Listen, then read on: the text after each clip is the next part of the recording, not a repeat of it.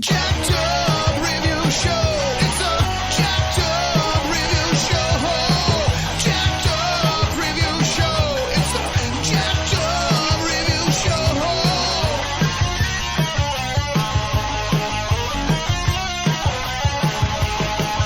Join us as we cover many an insane movie and numerous cult TV phenomenons.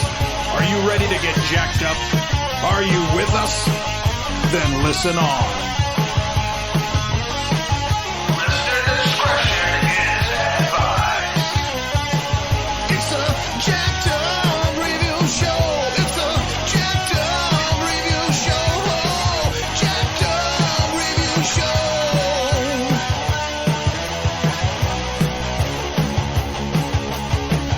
It's a Jacked Up Review Show. It's a Jacked Up Review Show. Jacked Up Review Show.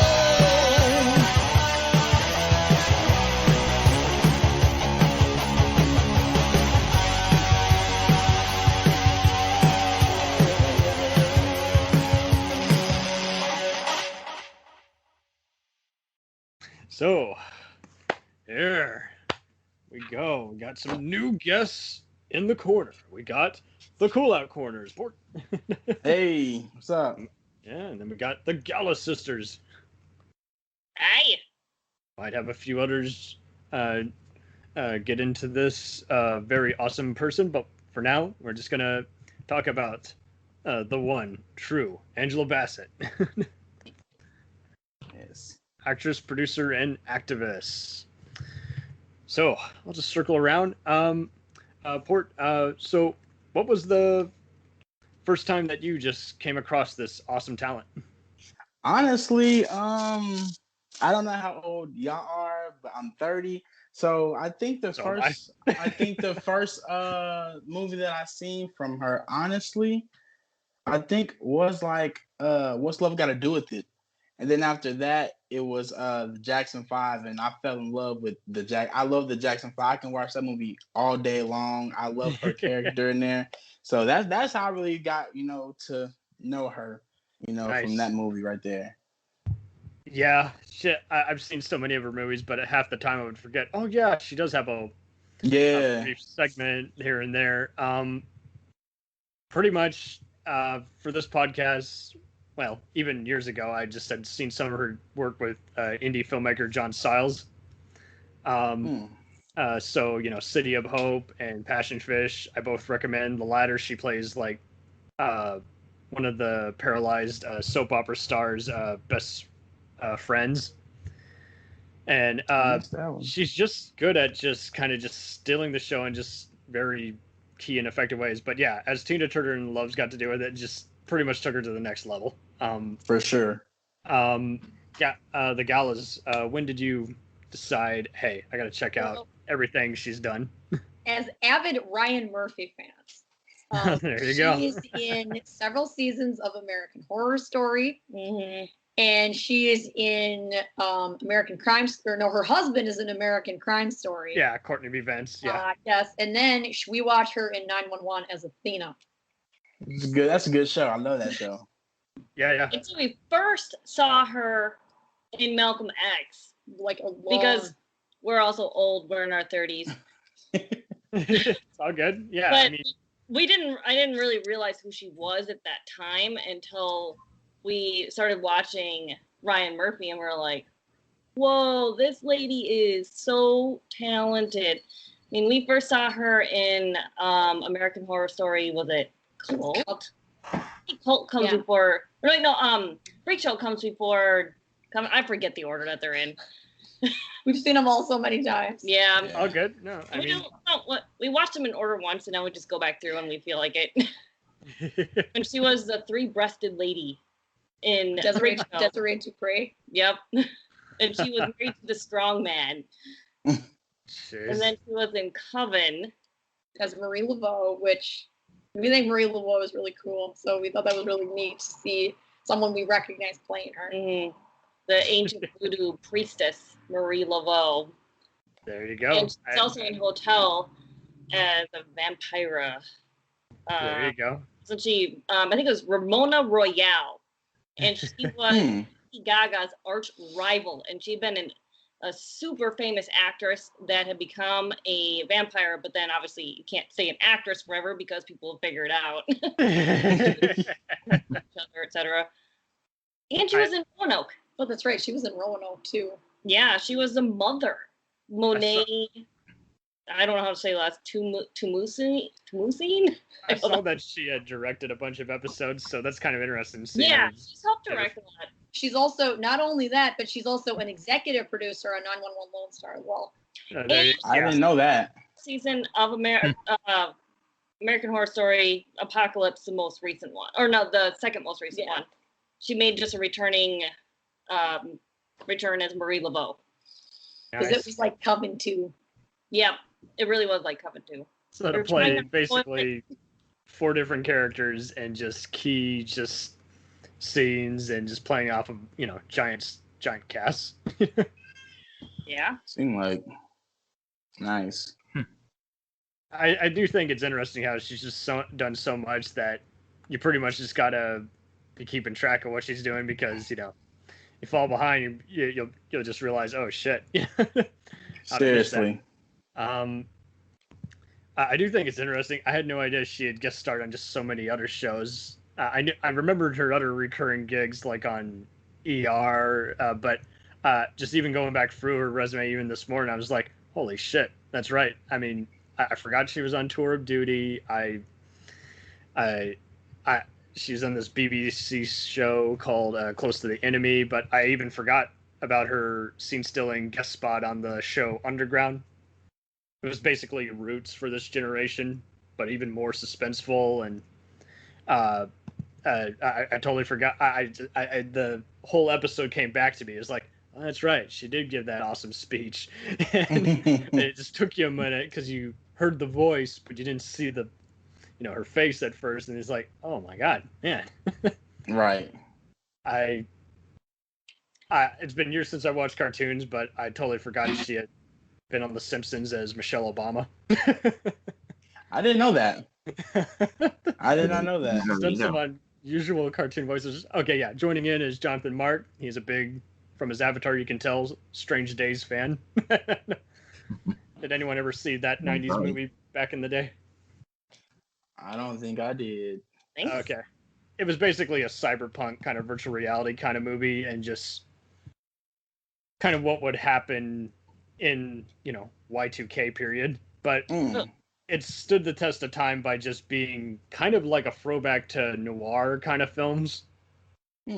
So kind of like LA Confidential, just a violent underground look at what LA and other places will look like in the future. It basically just stands out in terms of just the characterization and having some other amusement on just future and ruthless crime society. Now, going back to the galas, I know you talked about American Horror Story. Did you ever see the movie Innocent Blood? No. It's just a vampire gangster movie. She plays an attorney really briefly, and it was one of those, is like, I think I know that scene. Oh, I have to watch that. Well, Ryan Murphy recycles all of his actresses, and he works with like the same producers all the time. He has his group of people, and he's comfortable with them, and they all recur in everything he does, and they produce so much. I mean, Ryan Murphy's always doing something, but you always see, Sarah Paulson in there, Evan Peters, Dylan McDermott. Yeah, everybody is in there. So it's no surprise that he's used Angela Bassett in so much. Also, she's just really good. She's also really pretty too. Yeah, she is. Yeah. I can't believe she's in her 60s. I was like, what? No way. Yeah. That's wow. What franchise would you kind of like to see her join? I know she really got back on my radar. I was still in the show, and the Olympus Has Fallen and Mission Impossibles recently. Definitely. Would you like to see her do any other kind of voiceover roles, especially following stuff like Soul and Bumblebee voiceover roles? Would you like to see her kind of do other kind of franchises or TV sagas? I don't know. I kind of like seeing her do the 911 show. Kind of like that, it's kind Yeah, of no, she's it's great at kind it. of weird seeing her do that, do that role. But I do like it though. No, it's great. I just mean once it ends, like Yeah. No, I don't know after that. after like 10 seasons, and she definitely has kind of the most tragic story on that show. And it's just like, man, Yeah. so your husband, is not only cheating on you, but married into you, and out of fear, was closeted, and now They had a basically- lavender marriage. yeah, Didn't know and about it. She didn't know it was lavender.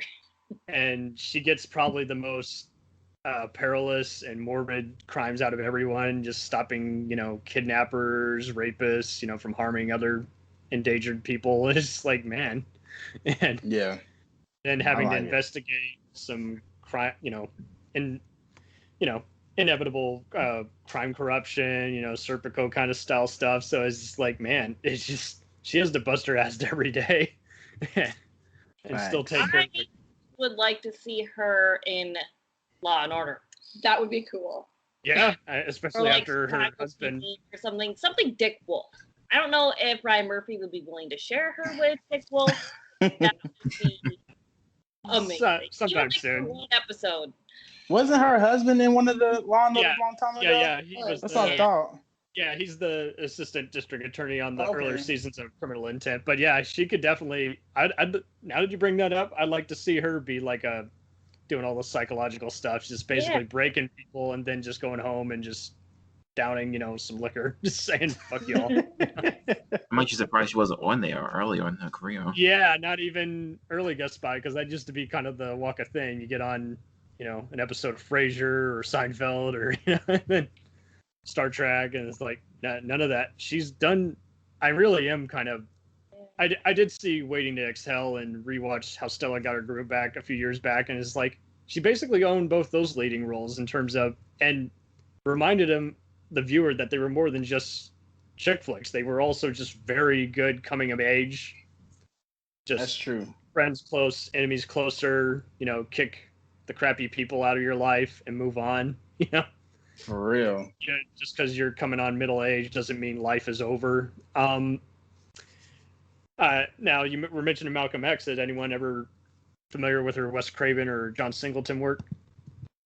She did something with Wes Craven. I love Wes You Craven. do.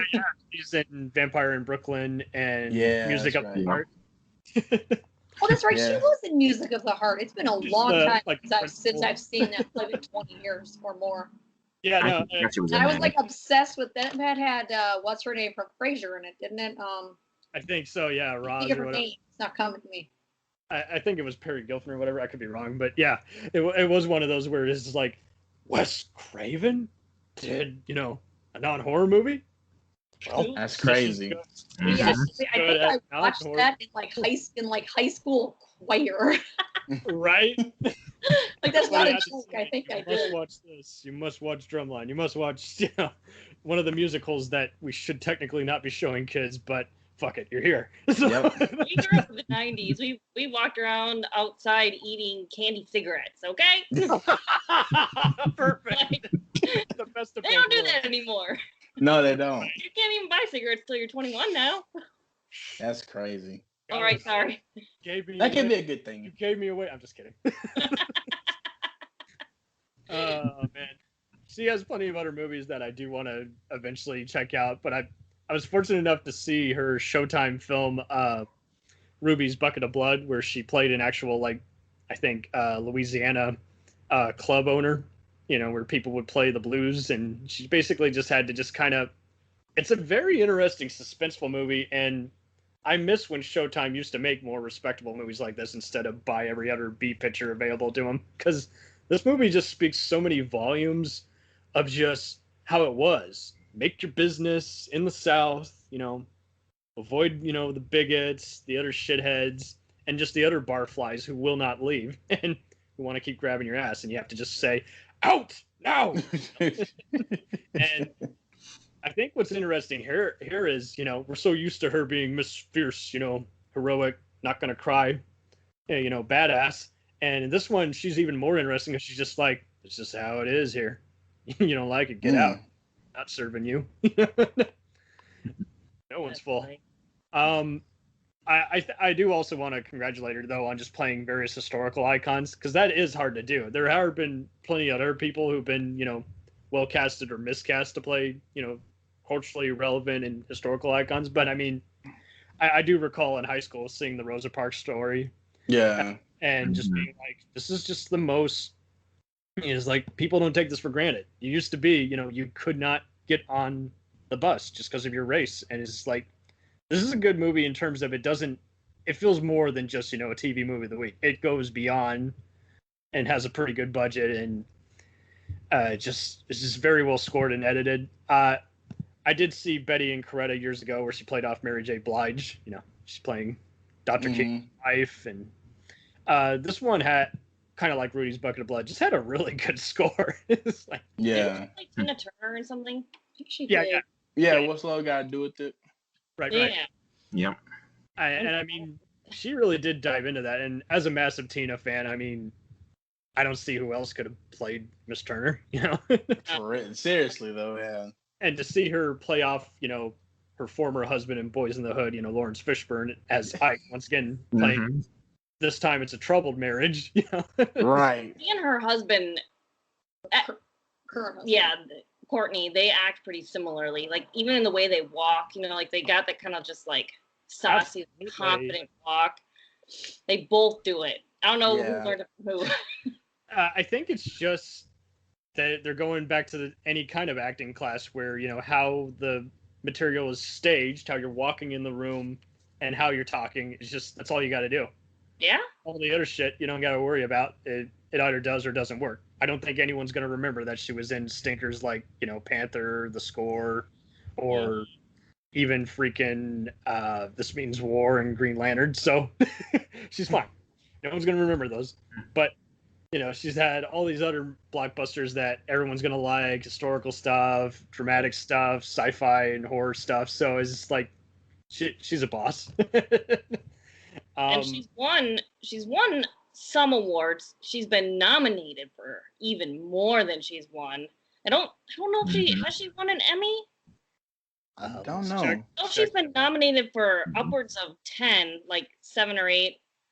Let's see. List of awards received by No, Miss. she has. She won a Golden Globe. I do remember that. I do too. Fucking A. Okay, so there you go. I didn't know she got nominated for Chirac, but that's good. Jumping the Broom. Well, there you go. So nominated, a bunch of Black Reel Awards, Critics' Choice for 911, won that. So there you go. Okay. DFW Film Critics Association Award nominated for Love's Got to Do with It. So yeah, she's already on the scene, years before. People even forget that she's in just goofy bit parts like Kindergarten Cop or Contacts. So there you go. I forgot she was in that. There it is. I remember Kindergarten Cop. I haven't seen that in so many years. Yeah, it's been a long time since I've seen that. That's perfect from memories. I'll spare you not quote it, but shut up. Yeah. She did win. Oh, John's gonna love this. She won a Saturn Award for Strange Days. I saw that. Deservedly so. Okay, yeah, because just the way her character is it's like she's okay. When you guys check that out, you'll kind of be blown away by not only how that visually well shot that movie is, but how she and Ralph Fiennes play off each other. She's basically a hired bodyguard, but they kind of have an unofficial romance. And it's interesting also how she basically will just speak so many things that are kind of like any of these sci-fi horror shows. It's kind of, it's almost if George Romero made a sci-fi movie, if you think about it, because it's just showing how everybody just takes everything for granted and they don't realize that basically everybody plays one for a fool and betrays one another. And it's always for a price of either friendship or money. Which are you? And she speaks so many other awesome things in that. I forgot she was in Black Nativity. That was an interesting musical with Forrest Whitaker and Tyrese. So there you go.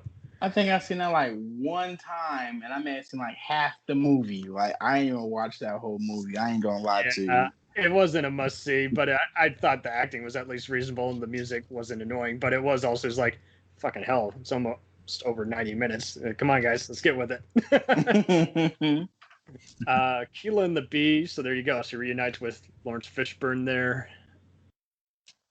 She's had a few other plays that she's done, but going back to the gal's original point, I do think she and Courtney, that's why they were a good fit as a couple. They just had a similar just motivation as performers, as real life people, as activists even. And I do think it's cool that he got to work with Murphy on the, OJ true crime thing. So that was cool. Yeah, she and I were just talking last night about how if you have this type of lifestyle, because we're social activists too, in that it's, if you're gonna be best friends with someone or date someone or marry someone or whatever, it has to be someone who shares that worldview with you, and it's gonna work with you because you're not gonna be able to do anything else. You're not gonna have time. Right. Seriously. You won't even be able to sleep at night or share the same bed. You'll just be like, okay, well. Yeah. So what do we tell the press? I don't want to deal with this. People do end up in marriages where they never see each other. Yeah. Yes, they do. And don't be in a fake one where you're just playing, again, to the camera. It just won't last. Man. So I didn't realize she'd also been a voice on BoJack Horseman. She'd even guest starred on earlier stuff from the 90s, like 227. Spencer for Hire, and my parents' favorite show, 30 something. So there you go. Pretty key guest spots. So I really don't think she can do any wrong at this point. I mean, even the most generic made-for-TV movies or less talked about films or shows, I think she's just been blessed to not do too much direct-to-video or any other kind of limited thing. And I think it's interesting how she even briefly worked with Bernie Mac, guest starred herself on his sitcom, and then working in the movie Mr. 3003. Yeah, me too.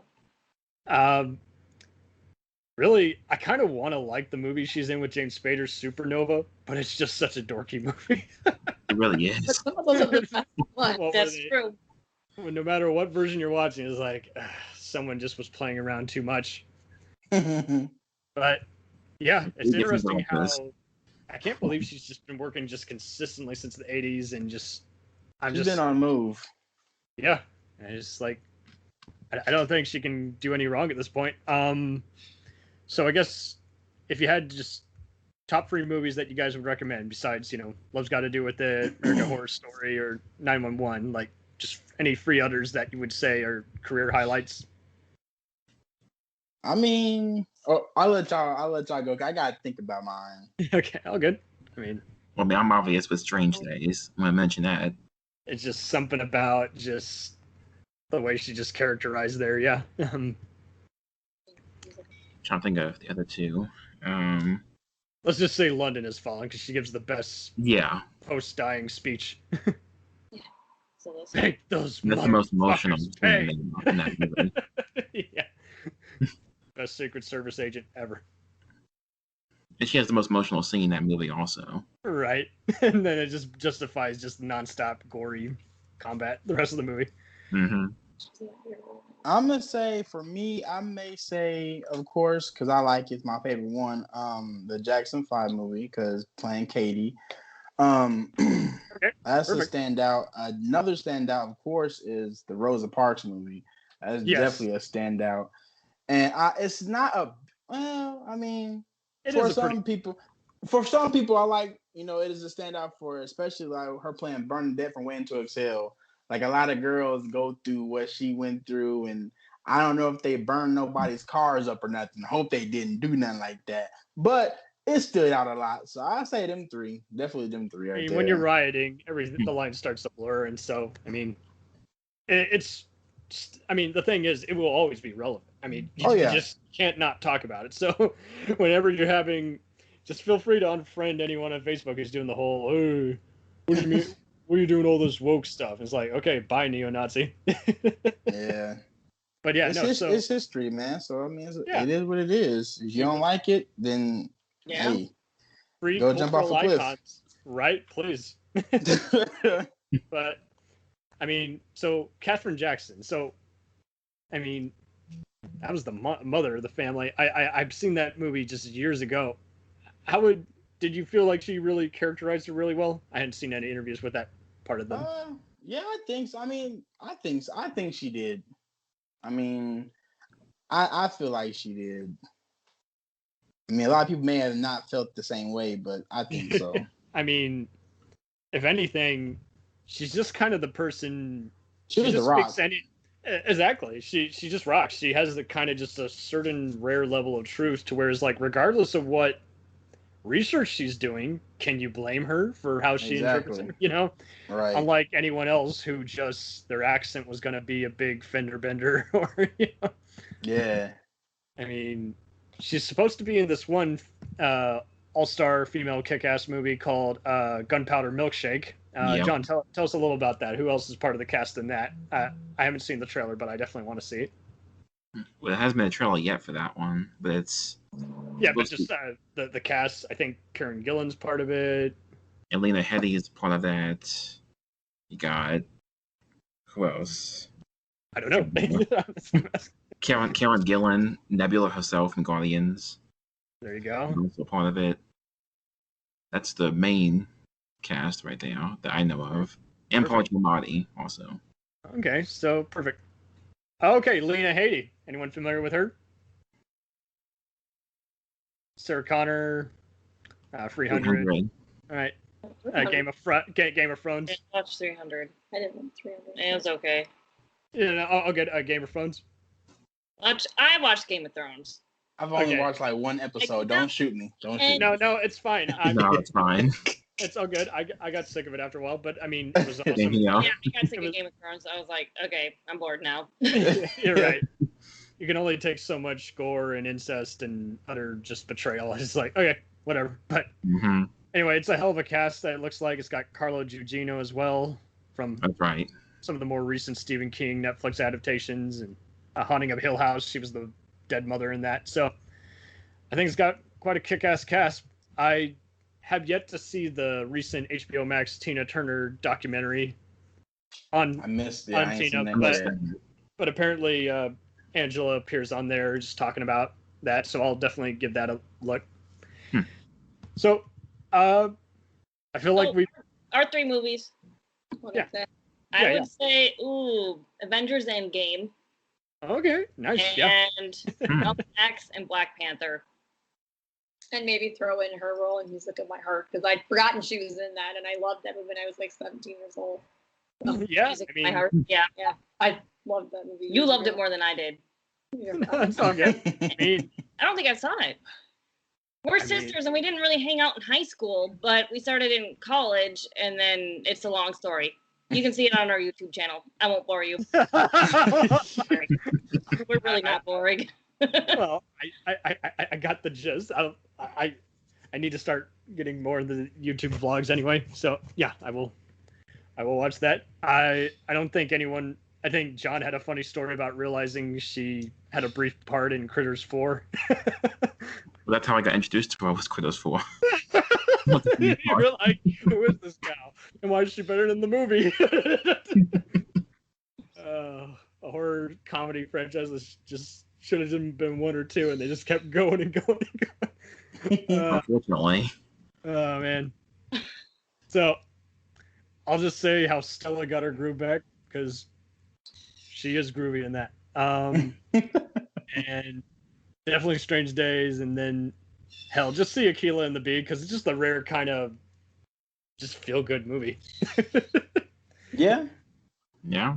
People go to a spelling bee. It's like, that's a great thing to know and have, because there's just so many people I grew up with in junior high and high school. They were dipshits. They couldn't even spell their own name. So it's just like, That's horrible. Yeah. Texas, I kid you not, it's been graded an F by the Board of Education. So Wow. I've Wow. tried inspirational true stories where people are teased for just using common sense and just saying, okay, this is more than just a competition. This is a skill. And I'm going to demonstrate it at a young age, So That's crazy. truth will set you free. Thank you all for being on here. And so I'll let Armstrong go. Just let you promote your show, and I'll Okay. link it in the combos when the episode airs. All right, cool. Once again, I'm Troy, aka Port, one half of the Cool Out Corner. My other co-host, he had to work, so he couldn't be here today. But when y'all want to, want to laugh, get a good vibe, come and check us out, the Cool Out Corner podcast. We're available on every platform. We got some visuals. We're trying to keep up with that, but you know how that goes. But other than that, you can definitely check us out on Amazon and all the Too platforms. fucking cool. Yeah, come get some laughs, man. We're gonna guarantee to make you laugh. The red dot should be blinking in the corner. I look like I'm in a damn attic or basement. It is what it is. You just look like you make Right, money mysterious. on the ground. Yeah, I'm the guy on one of those conspiracy shows. Kill the politician. You're the guy behind QAnon that was keeping it going. Today. Make Exxon merge with AT&T. God. Ooh. Infowars is real. No, it's not. Oh, now all of the controversy with Dogecoin and Bitcoin and can you spend the money, can you not spend the money? I'm like, oh my God. And then to find out that Tesla owns like $2 billion in Bitcoin, it's ridiculously interesting. Absolutely. When we were doing a funny cult horror franchise review, I had to educate a few people. I was like, you do realize Hasbro owns Death Row Records. Hasbro owns Death Row Records. I did not know that. Oh, so I didn't know that either. I expect them to make, I don't know, 50-cent action figures with Star Wars and I don't know. Some things Have they owned it just since Suge Knight went to jail, or have they how long have they been owning it? I think it was through a sister company and then they merged or some shit like that. Excuse my French. You're good. We curse all the time. You can curse on this show. I just I was about to say, if this show is censored, you need to let us know how many beeps we get per person. No. I mean, it's like a habit. I just. Yeah, we like the cuss. It only takes one, and everyone's like, "Oh, who's just popping up?" I tried to stop cussing one time, and then I actually had a friend that said that they could not support somebody who was not going to cuss. Oh my God. I was like, "Shit, that's how you know that's your friend right there." And they tell you straight up, "I can't support that." Okay, honestly. Yeah, like why would you stop cussing? Like that's a pressure valve release. Like why would you do that? I was like, all right, I'm going back to cussing. Oh God. I love it. Right? It is kind of refreshing. You feel good afterwards. It's like, I don't know why I feel good. I know. People say, oh, if you cuss, you have a small vocabulary. No, I'm just tired of using all my words on you idiots. Shit, I'm tired. Believe me, it's free therapy. And like when you grow up, you can't hit people without catching a misdemeanor. So catch these words. So yeah. If this counts as aggravated assault, I guess words will have to do because words can kill. Yeah. So those who've been listening so far, I got ATL and Tiki Blue from It's the Radio Show. That is us. That's us. We have been talking about pop culture and other things wrong with this world. And there are so many things. I like watching a lot of old school retro TV every once in a while on Start TV. And then it kind of makes you realize, nothing against being religious or anything, but you realize some of those religious shows, basically the theme of it was, if you're not a Christian, I can't save you. That's right. You're going to die. And so it disturbs as this really intentionally well-meaning show. And I don't think it was meant to be like, if you don't fit into this one tight box, then you're pretty much shit out of luck. It just kind of, just kind of happened that way. Right. Like I was watching, I'm sorry, go ahead. No, sorry, go ahead. I was watching this cartoon on Netflix with my kid, Paranormal or something like that. Paranorman. I think. And like at the end of it, like the ghosts come back, like they was burning witches back in Salem witch trial days or whatever up in Massachusetts. And at the end, they're like, yo, we thought we were doing the right thing, but turns out we were wrong. I was like, it only took you 700 years to figure out that you were wrong. She has been haunting you all for like 400 years for real. And now you figured out that you were wrong for burning her at the stake because somebody said they thought she was a witch. Like, are you kidding me? like it was ever right to begin with. Yeah, and Like, it like it took 400 years of being tormented in purgatory, I guess, before you figured out that you were ass wrong. Okay, yeah, you deserve to lose your Ass friend wrong. if you ass wrong. dead ass wrong. Ignorant. Yes. We should do like some kind of review one day and just understand like what is the commonality between directors in which like religion is always played in movies. It's like in all horror movies, it's always surrounding like the Catholic Church or like the Protestant church. Like, why is it so connected to like horror films? Like almost every time it has to be like some really, really crazy religion stuff. It doesn't really paint religion in a good light. Y'all ever notice that? It's just like always some overly religious crazy person, and then that leads to the whole horror film. It's just very interesting. I'm like, wait, what? Dang. What are we missing? There's many layers to it, but it's pretty much just like, how can you paint the brainwashing, and how can you do it in a logical manner, and how can you do it with even offending all the other stuck-up people who just won't even fess up to it? Yep, that's me. I'm stubborn. Yep. This way or you will burn. Yes. And fortunately with Angela Bassett today, she's been in just so many movies that, you know, as we were mentioned in the other group chat, it pretty much, she's part of 5 different franchises, you know, 911, American Horror Story, Olympus Has Fallen, Mission Impossible, and Avengers. and at the end of the day, you will remember her also for playing, you know, 4 different, you know, real life historical cultural icons. Tina Turner, you know, Dr. King's wife, and you know, Coretta King, and Rosa Parks, and lo and behold, Mrs. Jackson of the, you know, Jackson 5 family. Yes, she's so amazing. I'm gonna keep it 100. I'm only gonna remember her for Tina Turner and Katherine Jackson. I'm not gonna remember her for the other 2 because when you were saying, I was just like, did she do those? Yeah, Rosa Parks was more. I'm trying to keep it straight, so I'm gonna legit not screw it up, and I do have not a cheat sheet, but you know, she did so much stuff. So when I want to talk about something, I'm gonna kind of like refer over here. But I mean, Waiting to Exhale was like one of my favorite. Well, girl and we were mentioning that too. movies. How that and Stella got her group are hardly just chick flicks. They're coming of age stories. Yeah. And Friends Close Enemy Closers. And of course, there's going to be some idiot who's like, oh, it's R&B music. Oh, it's, you know, it's only for a certain audience. It's like, then you got to get your head out of your ass. It's not that kind of movie.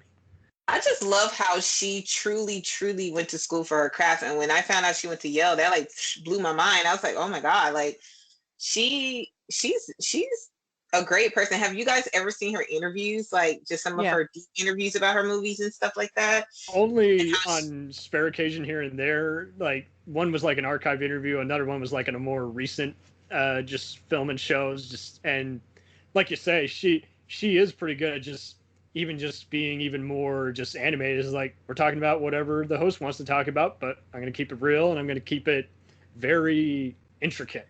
You know? Well, not even just movies. Like she's been in shows too. Like I literally just saw this the other day. She was on the Cosby Show. Yeah. Everybody was on the Cosby Show. Everybody was on the Cosby Show. Yeah. On the Cosby Show, absolutely. Yeah. And her husband Courtney B. Vance is, you know, on Law and Order, but that's years after he's already well known. So it's interesting how both.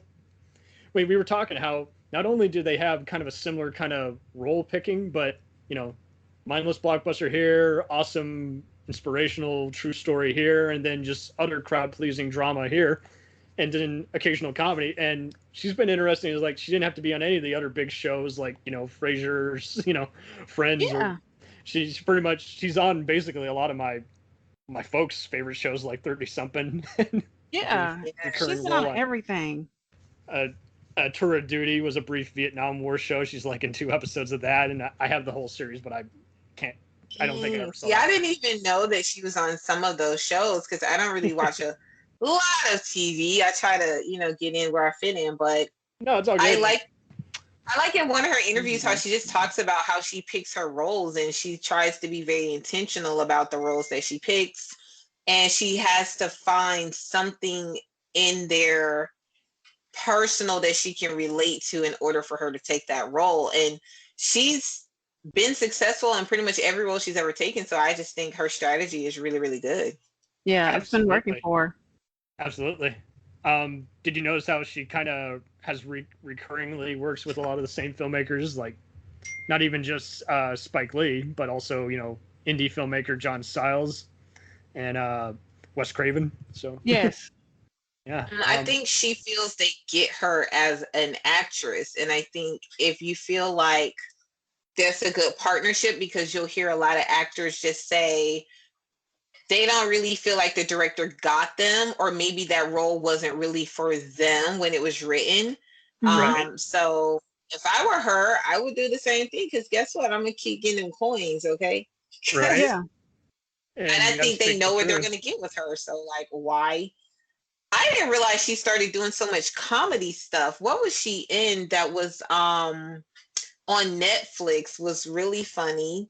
Master of None, I think. But yeah, she has plenty of other stuff like BoJack Horseman and a bunch of other voiceover roles. And yeah, Mr. 3000. She was in this one with it's like a parody show, but it's like all women. And I'm gonna try to figure out what that was, but she was really funny in that show. Actually. Oh, was that the one movie?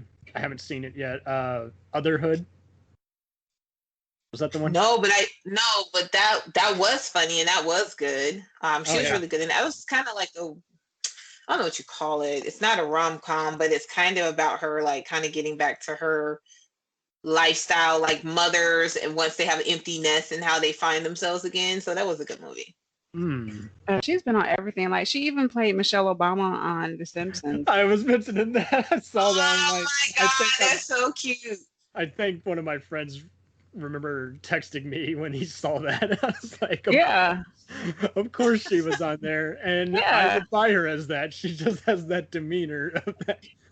Yeah, I want to like see she's that. been by everybody's mom and mom's best friend or auntie. Like, you know, she did Jump in the Broom, and then one show that my mother and I watched endlessly when it was on, and it was criminally, prematurely canceled. That when going back through her resume, I was like, that's right. I remember her just really surprising us in that episode, because you didn't realize it was her at first. You heard her voice, and then you saw her face, and then you're just like, oh my God, that's who delivered that incredible, well-written, speech. And have you guys ever seen the show Underground? I've only seen maybe like one episode of Underground, but it was a great show. Oh yeah, it was. I think that got canceled prematurely too, kind of, sort of, because it was doing really well. So I didn't understand why it got canceled. The WGN America got bought by the Sinclair Media. Oh yeah, and all the shows on WGN were good back in the day, and they all got canceled. Absolutely, and it was only like, we're talking like 4 years ago, and it's like, good God, why?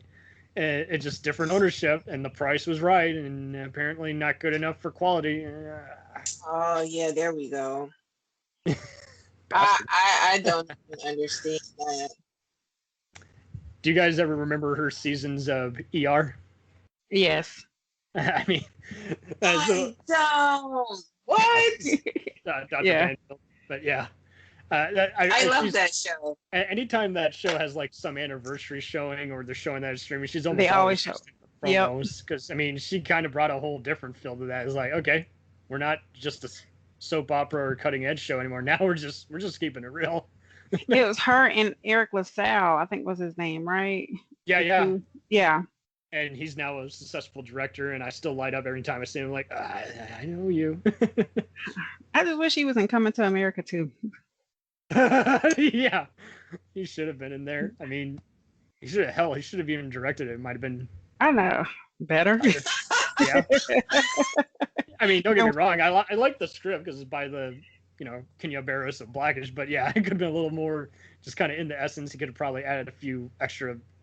It could have been a little more organized with him, knowing. Yeah, I felt like it was too safe. Like, they tried to hit all the politically correct highs, and then it kind of like, yeah. I mean, but can you blame them? Because now, like back then, comedy just had this rawness that made it just a little bit edgy, a little bit taboo, but that was like the beautiful art of it. And now you can literally it's so PC that it's not. Yeah, if it's not like not even really gut funny wrenching because funny, like yeah. everybody's gonna jump on freaking Twitter and make you apologize and cancel you and all this other Yeah. stuff. It's just I mean, they did everybody's have so a. sensitive. They did kind of make fun of the canceling. It's like, oh, Oh, she's not just your wife; she's also just bathing you. Yes.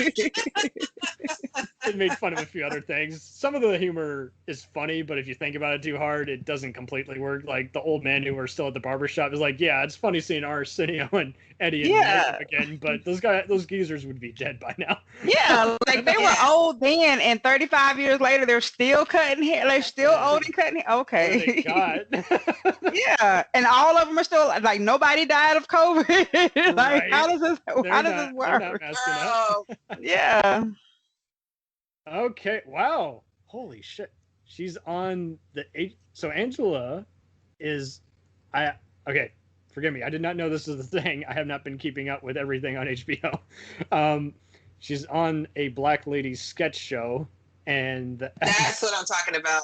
Yeah. Okay, so that's the one by Issa Rae. Now I am familiar Yes. with her, and I gotta catch up on that show. She's awesome, but I love how the name of the episode is Angela Bassett is the baddest bitch. She is. That Name one that's was- better. Oh well, That yeah, was that's so true, but I'm funny just saying because that's just a she- great name.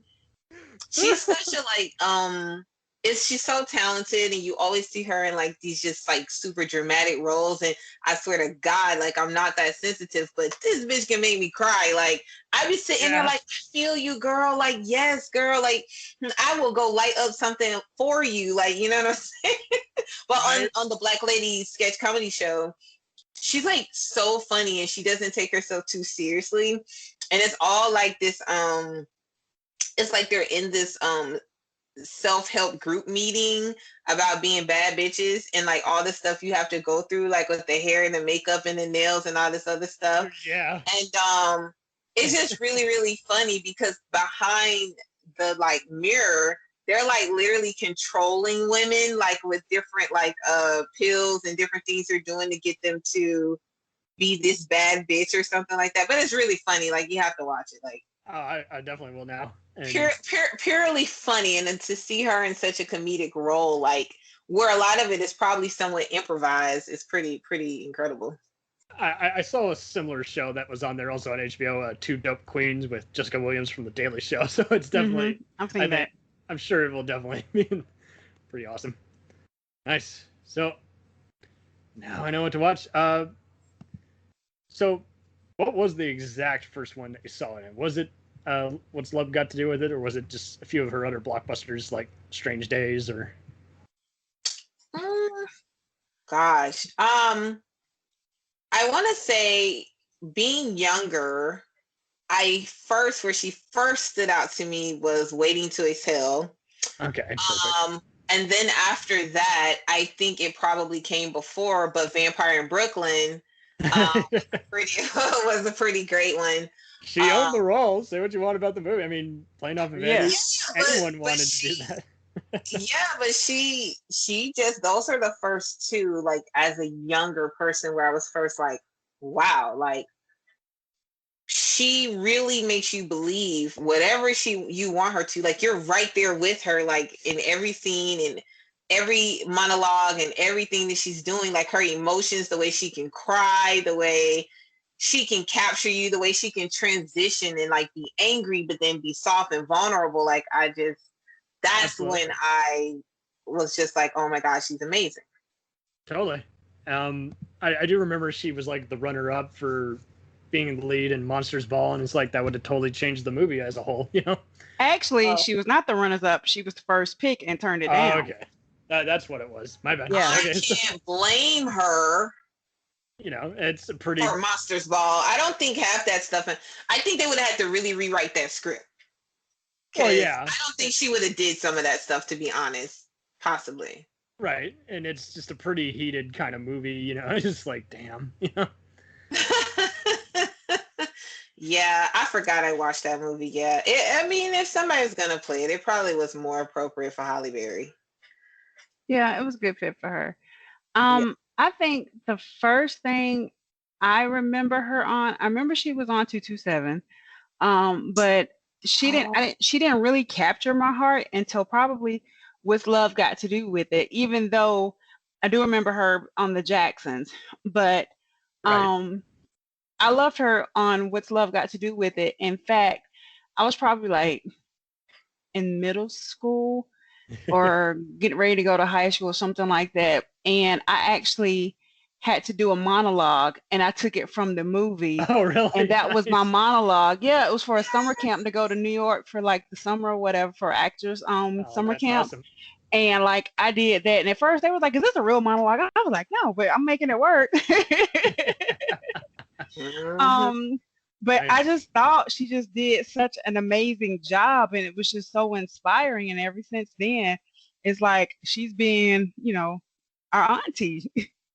Yeah, she is kind of just the awesome friend or family member everyone wishes they Yeah. had. You know, it's She's like your mom's cool best friend that, has the most amazing life. She's perfect. Her life is perfect.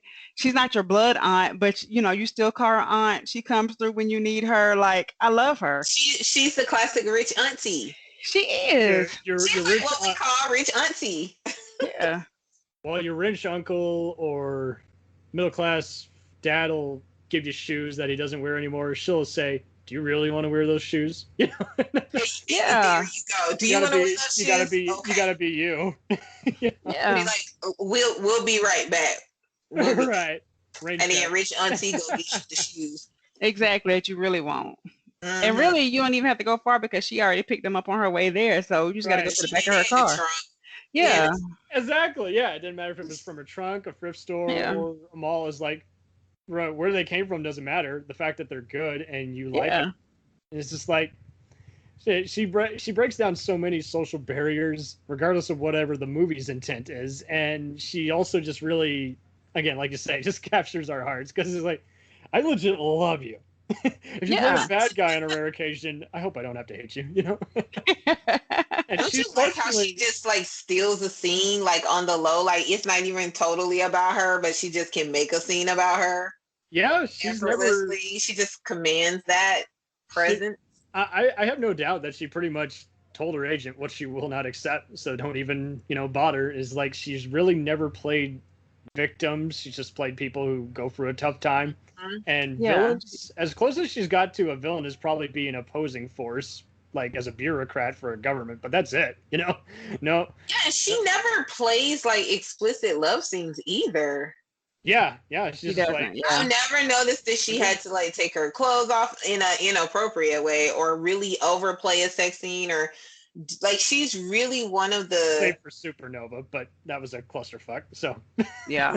right. So I mean, some of these actresses feel like in order for them to be successful, they have to do all of these really disturbing type Right. of roles. She pretty much hasn't, too much that I know of. So exactly.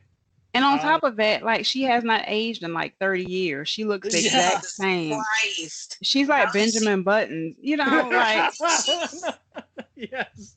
I think she's vegan-ish. I think she's vegan, and she's been doing like yoga and crap forever. Like her body's amazing. yeah. Right. It's just like her arms are cut. Like she had the Michelle Obama arms before we knew we all wanted Michelle Obama arms. Like I know, right? we all wanted her body, her arms, like before we even knew that's what we wanted. Oh God, like Michelle Obama's arms were compared to porn, like when she first came in office, and I'm like, are you serious? Right. But those same people said Melania Trump's nudes was art. I'm just gonna leave that right there. Ugh, Yeah, we're good on that. if that's all Yeah. you're known for, that's not art. So it's just like Angela.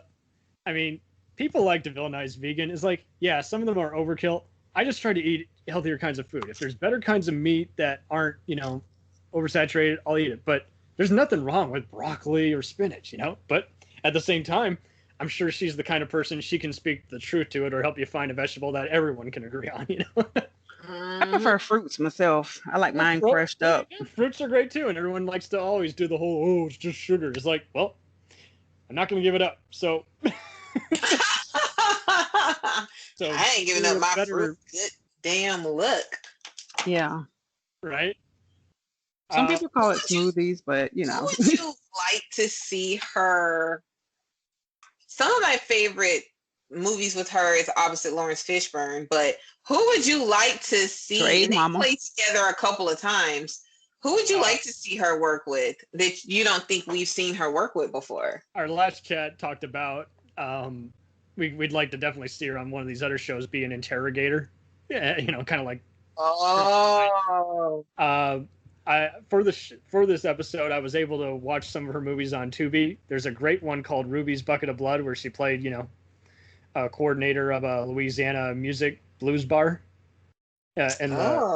And that's definitely worth a watch. But I'd like to see someone else kind of like that, kind of be in another music drama other than that and Notorious. But another movie I think you guys will like that she could probably definitely build on that role, even though that's like a one scene only, is Passion Fish, where she plays opposite Mary McDonald, who's playing, you know, from Battlestar Galactica and Dances with Wolves fame as a paralyzed soap opera star, and her maid, Alfre Woodard. And I would definitely like to see her team up with either those two, some of the other co-stars like David Strathairn and Vondie Curtis Hall, even though I know they do a lot of directing and producing nowadays, or just even do that. I would like to see her play some aging actress, just kind of a movie within a movie kind of thing. Just like, this is the business, this is the industry, this is me not taking any of that shit. So do you think that she would have been a great fit for what's the role that Latifah's doing now? Equalizer. Yeah. Yeah. I mean, that show's good in its own right. But yeah, no, that's a good point. She could totally play some kind of, there you go. It could be kind of a semi-sequel to Boys in the Hood, where she's playing, what's the one with Michelle Pfeiffer? Dangerous Minds. She could probably do that. Yeah. Be like an intern at a crappy middle school that's just, doesn't have a good turnout rate, and she's just like, okay, you study, you know, and if you wanted to make it a little campy like The Substitute, you could, but I prefer more just realistic, kind of like The Wire, kind of just. Man, I would love her to play an assassin. Like, that would be so dope. That's what I was thinking. I would love to see her be a true. You got your dream, because she's set to be in this movie with Lena Headey and Michelle Yeoh and Carla Gugino called Gunpowder Milkshake. Yes. Kind of like, that's a very sexy name, Gunpowder Milkshake. Yes, okay. Here's the synopsis. 3 generations of female assassins over the course of a single night fight to stop a cycle of violence. That looks like seduction with a milkshake, and we're going to light your ass up with the gun. There you go. Female. Just like female assassins. I like it. Female Born Identity. Let me Google this real quick while we... It's a real movie, I swear. No trailer, but there's a photo. There's no trailer. Oh, there it goes. Gunpowder Milkshake this year. They got some really good cast. Okay. Yeah. Some of these people I don't know. Why is her name Anime in this thing again? What? Yeah, her name in this movie is going to be Anime. Anime. Oh my! That's so funny. I throw you under the sidewalk and kick your ass. This is kind of that's Lena Headey. That's Game of Thrones, Terminator. Game of Thrones. I was like, oh wow, yeah, she looks really different every time she changes her hair, but them eyes are beautiful. So I was like, oh, looks familiar. Absolutely. Wait, that's Cersei, right? Cersei, yeah, Cersei. Okay. Yeah. I don't know anybody's real name. I only know their character Can you think how name. badass Angela Bassett would have been in Game of Thrones? Jesus Christ. She probably would have made those last 2 seasons bearable. Oh, everybody was so mad about the last season. Like, I don't know what they gave did. it up. I know it's good. You like what you like. I defend plenty of shows that go downhill all the time. And that's one I was like, I liked it. I just felt like they were rushing it at the end and was just like, all right, let's just throw this together. And then it was just like, okay, you spent all this time, developing these stories, developing the plot, getting me just, pulling me into it. And then it was just, it's like when you're like dating somebody and you spend all this time on the phone getting to know them, y'all are talking or whatever, and like the build up anticipation of it's about to go down, and then when it goes down, it's just like 3 minutes long, and you're like, are you kidding me? Like that's what yeah, it's like that's what happened. It was like a quickie. It was like, what happened? Yeah, that sucks. She said, "What happened?" And she still looks confused. What happened? You were there. Yes, sir, or else. Oh. Well, so Angela Bassett is a queen to us all. So I hope she gets her own awesome show. I'm gonna wrap this up. So where can we find It's the Radio Show on all the platforms besides Spotify? I'll let you guys plug it. Yeah. We are on all the platforms. We're on Spotify, we're on Apple, we're on Google Podcasts. We're on Linktree. I think if you go to Linktree, it's a ton of stuff. Like M16 has hooked us up with like platforms all over the world. I don't even understand, like, you know, some platforms out in India. I don't know. But it's all kinds of, you know, it's on everything. Just go to Linktree. It's the radio show, and we're on everything there. Perfect. What are you going to be covering next? We don't know. We don't know until we get on there. You want to talk about freeballing? That's exactly what we do. Oh, you do. Yeah. I just figure your topics are. Nope. We talk about our topics are in real time most of the time. So like whatever exactly is happening in the world or exactly happening in our life that day, that is exactly what we're gonna talk about. Yeah. It's the radio show. Yeah.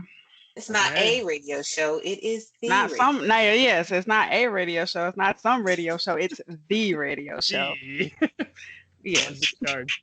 Well, I dig it. And I've been on a lot of internet radio, and you guys are actually very organized. Oh, thank you. We try. Yeah, you don't try. You know, you're good. So thank you all so much for being on here and kicking ass on the wild side. So, all right. Speak to you all. I can't wait to end this Take care. Bye. Thanks for having us. Right. We'll return after these messages. Hey, feeling down? Feeling low? Not enough podcasts about movies in your life? Why not try? They must be destroyed on sight. The new Podcast Cure-All, sure to get you right with the world and on a path to better living. We have exploitation, we have Italian horror, we have zombies, we have slashers, we have crime films, we have spaghetti westerns, we even have sci-fi and sex comedies.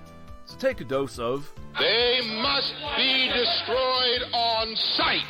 As needed, and let the hosts, Lee Russell, Daniel Harper, Paul Romali, and the odd guest host cure what ails you. Warning, may cause atrophy, African consumption, black fever, bone shave, chin cough, colic, cramp colic, dropsy of the brain, elephantitis, grocer's itch, jaundice, mania, miasma, mortification, palsy, Pott's disease, rheumatism, scurvy, St. Anthony's fire, summer complaint, and worm fit in some people. Consult a physician before listening.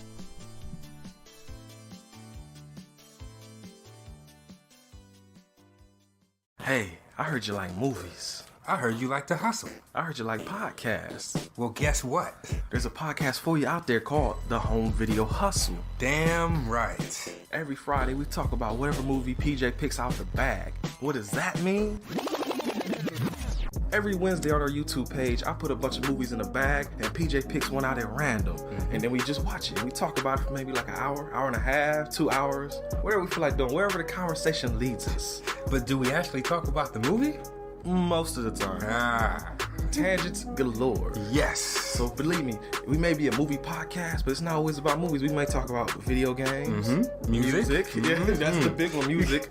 Sometimes we might get a little bit of politicalness in there. Yes. Sometimes we may just, we know what we like to do. We like to tell stories, PJ. Yes. I am the master storyteller of the podcast realm. Undefeated. So if you like to hear about movies, video games, whatever foolishness comes to our mind, the most random stuff you could think of, check out the Home Video Hustle. You can find us on the Stitchers, the Google Play, Apple Podcasts, what else? Podbean, what else? Podcast Addict, goddamn, all that. Ain't no reason you can't get your hustle on. We everywhere, worldwide, baby. Hustle, motherfucking hustle. Hey, we can't cuss in the promo, PJ. We gotta be family friendly. There may be podcasts out there that don't want his hair say. Yeah, all that good fun stuff. Well, you. Yeah. don't run the listeners away, PJ. I'm sorry. But this is going kind of long. Yes. So we'll go end this and say, hey, check out the Home Video Hustle every Friday on all the various podcast outlets. Peace. Peace.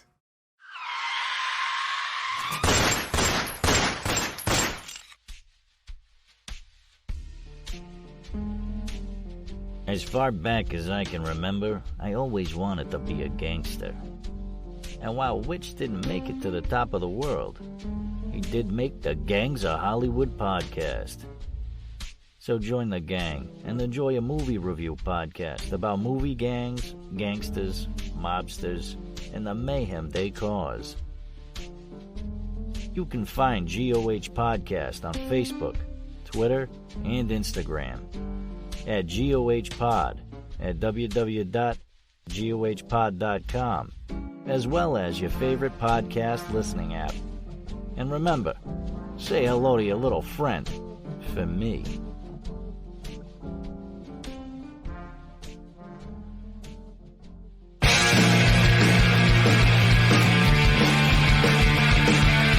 If you take two old punk rockers who are past their prime, put them in front of a movie screen and give them a podcast, what do you get?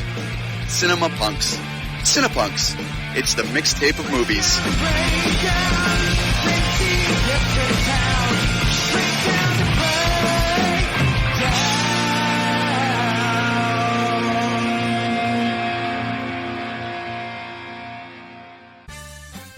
Did you ever see a film at such a young age it left you traumatized with cinematic wounds? Necrophilia. It's a dead issue, man. Don't push it. Cinema Psyops is a weekly podcast documenting an ongoing experiment on the mind of an unwilling test subject. No one should have to watch this movie. Oh, no one should have to watch this? No one should have to watch this movie. Surprisingly, it's not a topic that a lot of people really want to tackle. I'm shocked, prudes. I know, really. Right? It's the next sexual frontier that no one wants to explore. I am, in the most sincerest of senses, disappointed in you.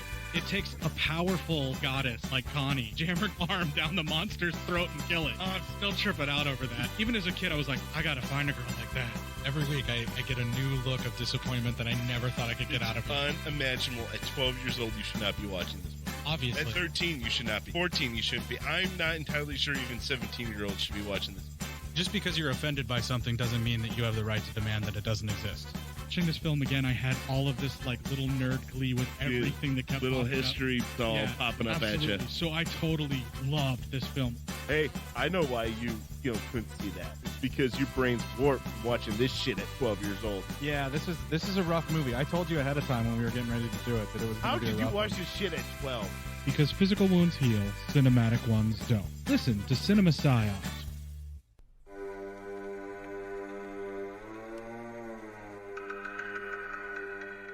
Hey everybody, I'm Corey. And I'm Zach, and we're the hosts of Podcasting After Dark, a cast dedicated to late-night horror and sci-fi of the 80s and 90s, often found on HBO and Cinemax. You know, the movies your parents didn't want you watching as a kid. You can find us every other week on Apple Podcasts, Spotify, Podbean, and Stitcher. This is what you want. This is what you get.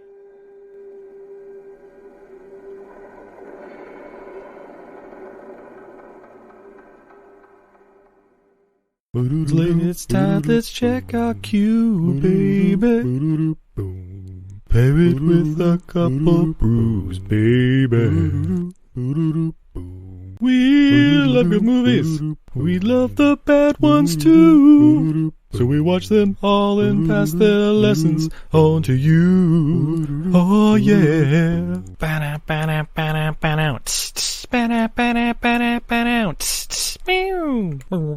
Everything I learned from movies helps to make life a little bit groovy. With a one-last plot holes of gratuitous movies. It's time to get busy with your friend Steve and Izzy.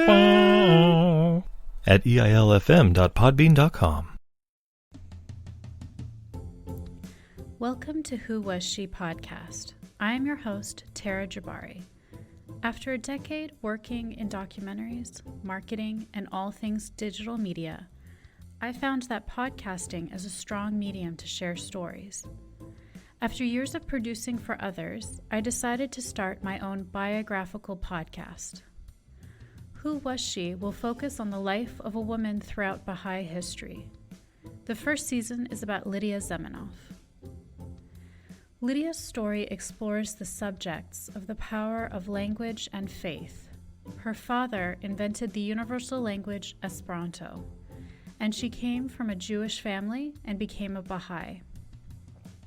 She grew up during World War I and was killed during World War II in a concentration camp, despite heroic efforts to save her life. How can one person's life intersect with so many others, connect across borders, and inspire a biography which inspired this podcast? Over the next few weeks, I will share her story with you and the lives that were most affected by her and those who affected her life as well. They include her father, Ludwig Zamenhof, her spiritual mother, American journalist Martha Root, and the Baha'i German soldier Fritz Mako, who worked for the resistance undercover while having to serve the Nazi Party. I want to thank the author Wendy Heller and George Ronald Publishing for their blessing to let me use Heller's biography, Lydia, The Life of Lydia Zamenhof, Daughter of Esperanto, as a main and instrumental resource for this podcast.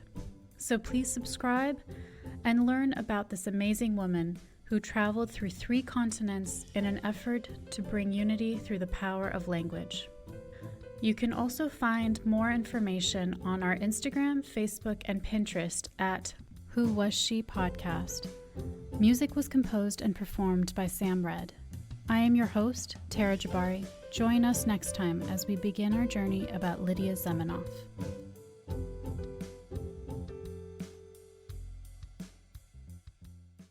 Hi everybody, it's Mac Jackson. I wanted to invite you to a new site called the Forever Adventure Network. This website has everything. Pictures, videos, blogs. There's original music by Harmony Constant, 2 podcasts. One is the MacGyver podcast, where we celebrate Richard Dean Anderson, his iconic roles, and how it's influenced our lives. There's episode discussions, interviews, and life conversations. The second podcast is the Never Gets Old podcast, where we celebrate all the best things that we love in life, from TV, movies, music, and comics. The site is also the home for the MacGyver SG-1 audio series, an ongoing adventure series that continues the adventures of MacGyver and SG-1. There are also multiple stores to choose from for all of your pop culture and adventure needs. Come on by and check us out today. And thanks for joining the adventure. Are you sick of the same old stale podcasts? Well, then join Vanessa and Darren as they dissect movies of all kinds. The 2 lifelong cinema lovers bring their favorites, curiosities, and first-time watches to the operating table and inject them with a healthy dose of snark. Then there's the waiting room, where they examine books and short stories. So just look for them on Apple Podcasts and where fine podcasts are available. They're part of the Legion Podcast Network. Follow them on Twitter at VD Clinic Pod. Join them on Facebook at facebook.com/groups/VD Clinic Pod. Or email them at vdclinicpod@gmail.com. They're ready to cure what ails you. And still, they just might be a little contagious. We now continue with our program.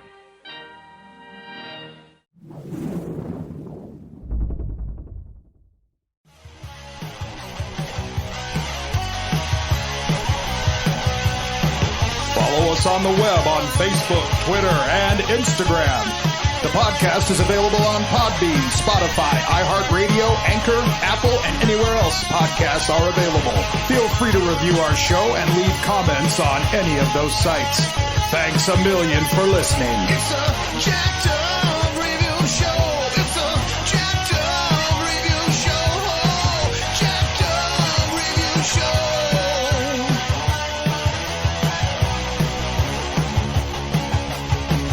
It's a jacked up review show. It's a jacked up review show. Jacked up review show.